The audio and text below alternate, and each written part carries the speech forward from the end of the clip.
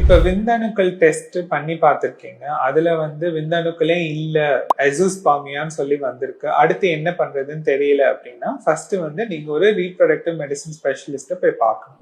So அவங்க என்ன பண்ணுவாங்க, மேல் பார்ட்னரை எக்ஸாமின் பண்ணி பார்ப்பாங்க. டெஸ்டிஸ் நார்மல் லொகேஷன்ல தான் இருக்கா இல்ல வயிற்றுக்குள்ள இருக்கா அப்படிங்கறத பார்ப்பாங்க. ரெண்டாவது டெஸ்டிஸோட சைஸ் அண்ட் கன்சிஸ்டன்சி எல்லாமே நார்மலா இருக்கா அப்படின்னு பார்ப்பாங்க. அதுக்கப்புறம் ஹார்மோனல் டெஸ்ட் கொடுப்பாங்க.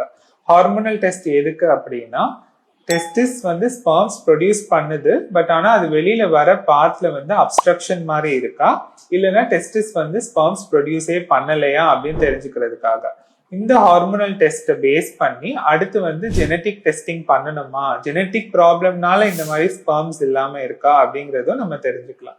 இதெல்லாம் முடிச்ச பிறகு நம்ம ஃபைனலா பயாப்சி மூலமா, அதாவது டெஸ்டிஸ்ல பயாப்சி பண்ணி அதுல இருந்து டிஷ்யூ எடுத்து அந்த ஸ்பெர்ம்ஸ் மூலமா ஐவிஎஃப் ஃபிக்ஸி பண்ணி பேபிஸ் நீங்க பெற்றுக்கலாம்.